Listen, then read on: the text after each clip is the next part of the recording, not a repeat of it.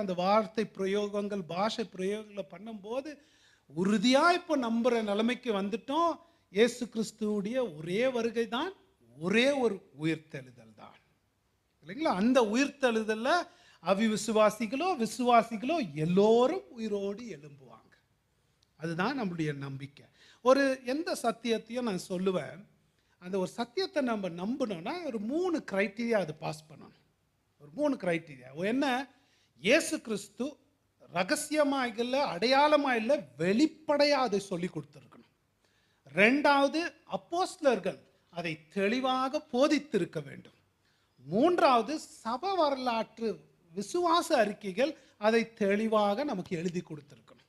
இது 3 இருந்தால் தான் அதை நாம் நம்புவதற்கு தகுதியானது. அதை நம்பலாம் சேஃபாக. அந்த 3 விதத்தில் நான் காட்டுறேன் பாருங்களேன். ஒரே ஒரு உயிர்த்தெழுதல் தான் பைபிள் சொல்லுகிறது. முதலாவது, இயேசு